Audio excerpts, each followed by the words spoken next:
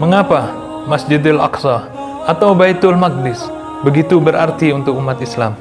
Sahabat, di dalam sebuah hadis disebutkan, kelak Masjidil Aqsa akan menjadi benteng pertahanan terakhir umat Islam, sebab mereka akan diserbu oleh bangsa Yahudi yang bersenjatakan lengkap dan mereka menggunakan seolah-olah seperti mahkota di kepalanya, dan mereka dipimpin oleh Dajjal, sebab Dajjal hampir mayoritas menguasai semua belahan dunia. Saat itu umat Islam yang berada di Baitul Maqdis hendak melaksanakan sholat subuh dan mereka diserbu oleh pasukan Yahudi yang dipimpin oleh Dajjal. Ketika hendak umat Islam melaksanakan sholat subuh, Allah subhanahu wa ta'ala menurunkan Nabi Allah Isa di tengah-tengah umat Islam, dan umat Islam melaksanakan sholat subuh dipimpin oleh imam yang soleh bersama Nabi Allah Isa. Setelah umat Islam melaksanakan ibadah sholat subuh, Nabi Allah Isa memerintahkan kepada umat Islam untuk membuka gerbang Baitul Maqdis. Serta-merta Dajjal merasa kaget dan takut melihat Nabi Allah Isa ada di dalam Masjidil Aqsa, dan Dajjal hendak melarikan diri.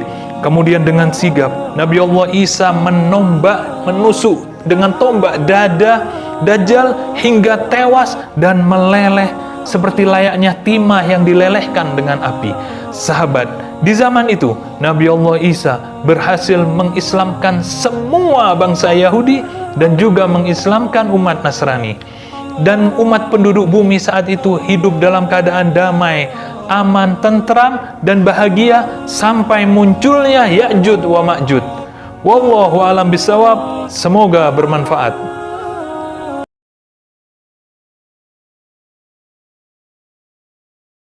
Jika Masjidil Aqsa telah bebas dan merdeka, apakah akan datang hari kiamat? Sahabat, Rasulullah Shallallahu Alaihi Wasallam bersabda, tidak akan datang kiamat sebelum kalian melihat 10 tandanya. Di antaranya munculnya Dajjal, diutusnya Nabi Allah Isa alaihissalam, keluarnya Ya'jud wa Ma'jud. Di dalam riwayat yang lain disebutkan, tidak akan datang hari kiamat sebelum orang-orang Islam berperang melawan orang-orang Yahudi, sehingga orang-orang Yahudi bersembunyi di balik batu dan bersembunyi di balik pohon. Sahabat, kelak di akhir zaman orang-orang Islam akan berperang melawan orang Yahudi. Orang Yahudi dipimpin oleh Dajjal dan orang Islam dipimpin oleh Nabi Isa alaihissalam. Dengan izin Allah, Nabi Isa berhasil membunuh Dajjal dan umat Islam memperoleh kemenangan.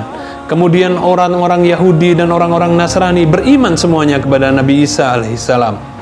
Tidak lama kemudian muncul Ya'jud wa Ma'jud.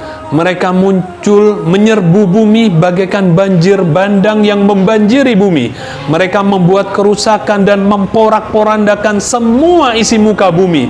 Setelah mereka berhasil menghancurkan muka bumi, lantas pasukan Ya'jud wa Ma'jud menarik busur panahnya dan mereka arahkan ke arah langit.